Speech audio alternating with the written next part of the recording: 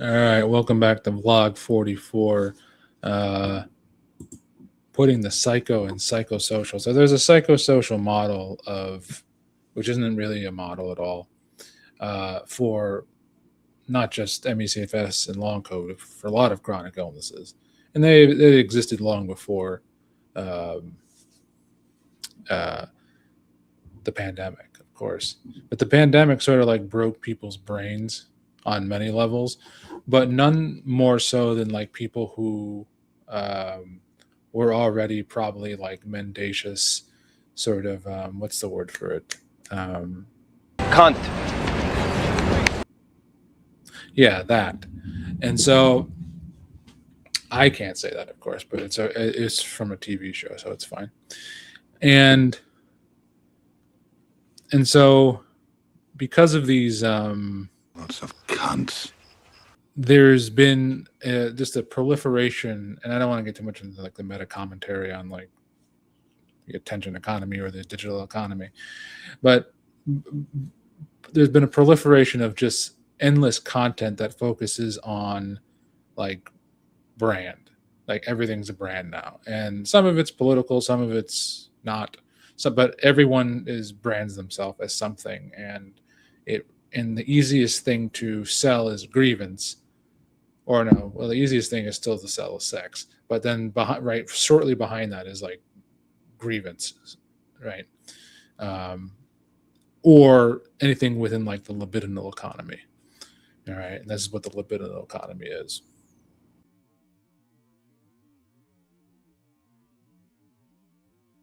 And so because of that, there was a psychiatrist. I guess she's a psychiatrist. I don't know what she is. And she describes herself or brands herself as the anti-feminist psychiatrist. I think she's from like Switzerland or some other insignificant country that I don't care about. And I remember I saw like a YouTube video of hers once, and I was like, this is Psycho. And it's interesting that she would. I think her blog or her Substack is called like Psychobabble, but that's exactly what hers is. It's a lot of psychobabble. And again, I'm not like well versed enough to comment on like psychiatric terminology or psychiatric modalities or anything along those lines. But I do know that for a very long time, at least the last 6 years, especially since the pandemic, there have been people who've been trying to like desperately diagnose society, right? Whereas like in reality, Marx was the first person to diagnose society in a much more acute way, because he introduces the concept of like the symptom, right? It's the contradiction that actually makes the system function at all. And so like if you're some like normie like dipshit like Hannah Spier, who probably thinks like everything's communist or whatever, and has no like material or historical material understanding of like existing society or anything like that, the problem begins up here ideologically. It begins with like the head first, with thought, right? It doesn't begin with how people relate to one another or relate to like production or relate to the things that they produce or anything along those, like, or relate to their own activity, right? It begins with this sort of like over pathologizing of like of like neuroticism, right? Everyone's just neurotic. Right. So she thinks she's trying to like, and again, it's also just a circle jerk too, because there's nowhere on her blog or even on her channel will she prescribe anything for this diagnosis. It's just endless diagnosis, right? And so like even like, you know, various schools of like critical theory or something along those lines fall into that trap too, where it's just like abstraction, nothing grounded in anything remotely concrete, right? That explicates the symptom, as it were, right? Or the underlying disorder, if you want to call it that. Now, having said that, and having established that she's a Cunt. I think it's important to actually take, because I'm just sort of shit talking, because it's this person I find to be fucking part of a cadre or a cabal of like, not really a cabal, but like a consortium of sorts. No, that's not the right word either. I find this person to be, part of a very broad ecosystem of frauds who, even if they're credentialed or not, because like someone like Jordan Peterson's credentialed, but he's like a midwit.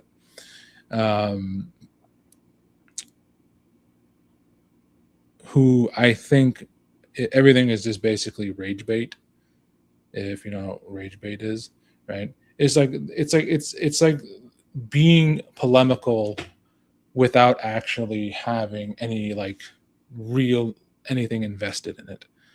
You're just trying to elicit a reaction, and you have like no skin in the game. It's just an intent. Like again, it's just to get the feedback system operating onto yourself constantly, right? It's like gaming an algorithm. It's gaming the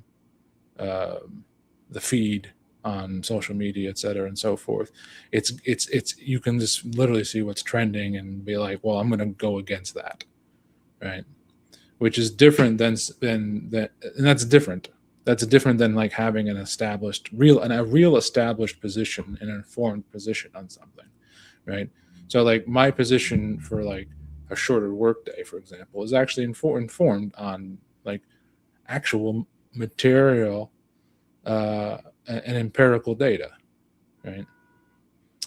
And observable and something that's testable. Whereas this person is just like running their fucking like mouth. And so I wanted to actually instead, again, defer to someone who is also a doctor, a real one,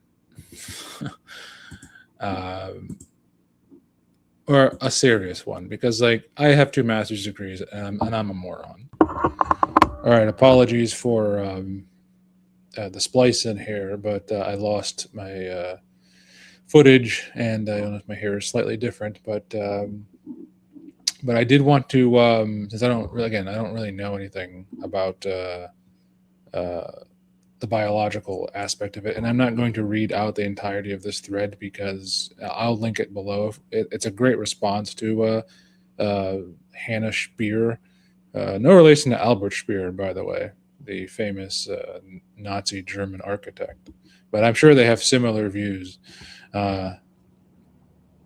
Anyways, yeah, I'm not going to read out the entirety of the thread, but it's pretty thorough, and it's by Dr. Rae Duncan, and it's 19 tweets long, and then at the end she links a paper which again describes the pathophysiology of long COVID, i.e., it doesn't exist just as a mental illness or some sort of a nervosa or whatever the fuck these people believe in.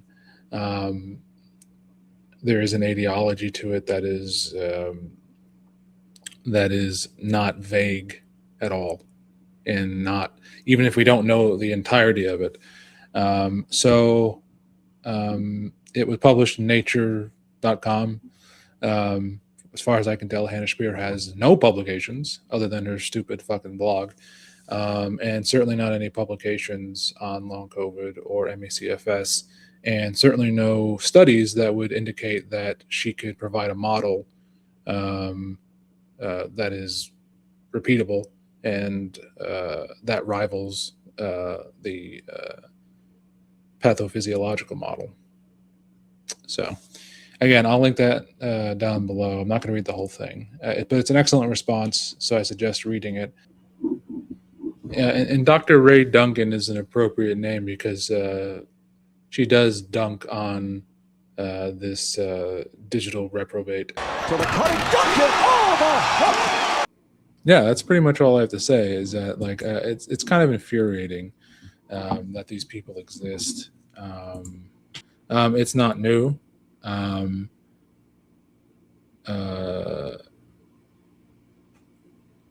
it's not anything that like you can really push back on too much, because it sort of just feeds them. Like it's, I mean, I was growing up in like the more early 2000s. There was a saying like, don't feed the troll, right? But now that's all anyone does, because it's really hard to not try to push back on these kinds of things. And what's interesting about it is like this sort of like person who'd probably be like, oh, everyone's so triggered. It's like this is what she's triggered by. She's triggered by the fact that there's conflicting information with what she already believes. Mind you, this is a psychiatrist who can't like self-reflect on any of her own behaviors, on anything that she does wrong, or anything, or even the pretense that her worldview or her anti this or anti that framework, right, it could possibly be like limiting like her understanding of things, which is baffling to me.